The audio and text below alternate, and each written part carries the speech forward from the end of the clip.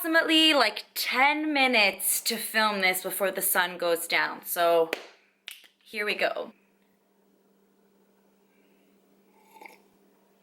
This is probably one of my biggest questions that I get, and that is, you obviously see that I drink coffee quite a bit, both on Instagram and on here. The number one question is, why are you drinking coffee? Isn't coffee bad for PCOS? I heard coffee is not good for PCOS and hormones. What are your thoughts? With science, I am here to debunk all the things that we have thought were true, but in fact are not. And it's going to make you very happy. It's gonna make you happy if you're a coffee drinker, let's just say that. So let's just stay tuned. Let's get started. So number one is type 2 diabetes and caffeine, rather coffee. They have done studies and they have found that habitual coffee drinkers have less of a chance of developing diabetes. Why does this have to do with PCOS? Because women who have PCOS have a higher chance of getting diabetes because of insulin resistance. They found that people who drank coffee, and I'm just referring to my notes to make sure we're all kosher here, it can make your body insulin resistant immediately after having a cup.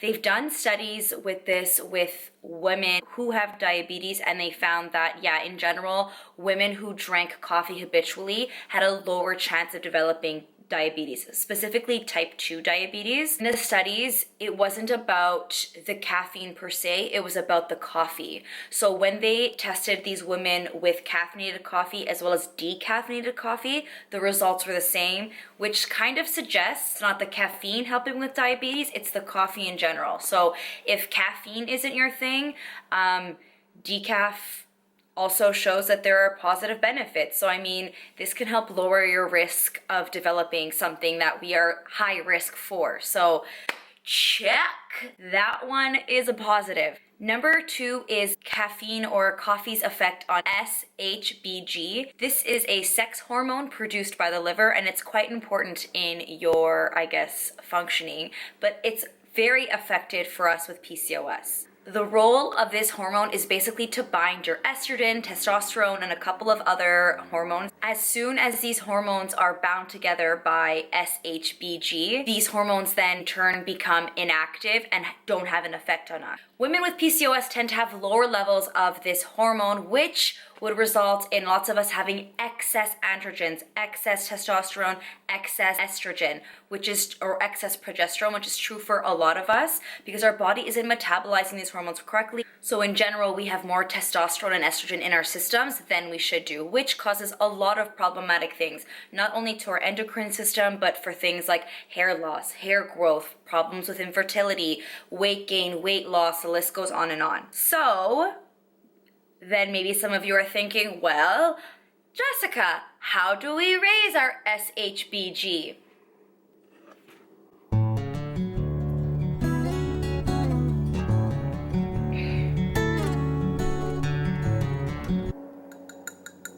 Studies show that drinking coffee actually raises the binder Shbg in your body. And that's by drinking just normal amounts of coffee, not in excess, so a few cups a day. So number three is adrenal gland fatigue. Now, those of us with PCOS have a tendency to be susceptible to adrenal gland fatigue, which is basically your body producing way too many androgens, and then you kind of just fizzle out. Feel like you've just been run over by a truck. 50% of women with PCOS have higher androgen levels, so this makes you more susceptible than the everyday healthy women to burning out. Caffeine actually stimulates your adrenal gland, which can lead to adrenal fatigue, which means the more coffee you're drinking, the more likely that it can lead to adrenal fatigue, which means your adrenal glands are going to become more and more active. So if you were to not drink any coffee, you're not adding to the overproduction of those adrenals. When you drink caffeine, it basically revs them up even more, which can definitely cause more of a crash. So that's a for the coffee side. Okay, this is another for coffee, is that studies have shown that an increased caffeine intake can increase your chances of infertility. However, the researchers or research done, they still don't know why. You can drink coffee while you're pregnant in like a limited amount, but even then the research is kind of fuzzy. But when it comes to trying to get pregnant, they found that women who drank coffee more often had a harder chance getting pregnant. Now, women who are perfect in hormones, which like I only dream about, those women alone, I know so many people who have trouble as it is getting pregnant. Us with PCOS, we have everything stacked against us. So to consume coffee while you're trying to conceive, it's probably not a good idea.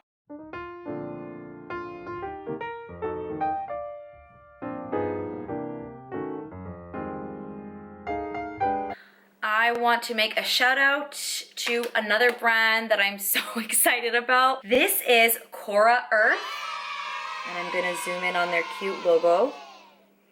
And Cora Earth is basically reusable Ziploc bag. I'll do it this way, pulls it off. And then you can open it and they expand so big. Like, look how big this is. And I didn't even know this, but you can put things like liquids in here, soups, whatever, stews, all that jazz. And it even has a measuring thing on, can you guys see that? Yep, has a measuring tool on the side if you're measuring out ingredients. And they sent me 2 big sizes. So they sent me a few of these little ones and then one massive big one. And then to lock it, you just like, so easy. Like, did you guys see how easy that was? Like, whoop. It goes over. For me, I used to use plastic baggies for like cookies, crackers, like vegetables, fruit, whatever it was. Just goes like that, so easily. Voila! And then you buy like a couple of them, and then you never, ever have to buy Ziploc bags again. You can wash these, you put them on the drying rack, you're good to go the next day. You didn't add more plastic to the earth. And yeah, they're just a brand that's really devoted to helping sustainability, helping the environment, helping pollution, helping global warming. And I was just like, yes, yes, yes. Like I said in my last video, I just don't get why all brands can't just start doing what is so difficult. Just start doing stuff like this. So if you're looking for reusable products, you guys know I'm big on like the eco-friendly train. This is something to invest in. I mean, start by buying one and then build it up from there. You don't have to buy like 20 at once, but like if you have like 5 kids, maybe buy one for each kid.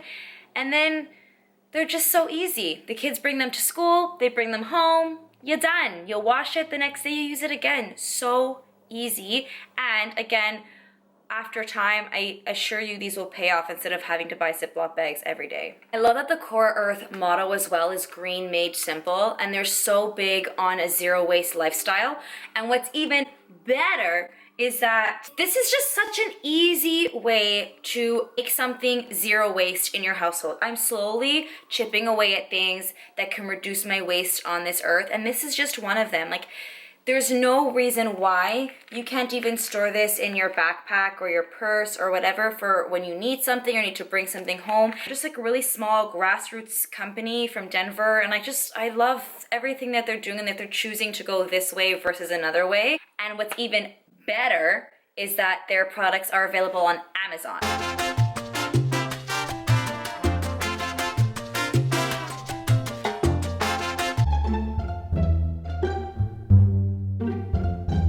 Now in this part, I'm going to debunk some myths, and most of these myths are things that you guys have come to me with asking questions, mostly caffeine and PCOS or coffee and PCOS. So I'm going to kind of shed light on the research that's actually out there. I'm going to give you the facts without any bias, even though I love coffee, without any bias, and then you can leave this video deciding whether or not you want to have a cup of coffee, okay? So there are, to date, no studies, let me repeat, there are no studies about women and PCOS and caffeine.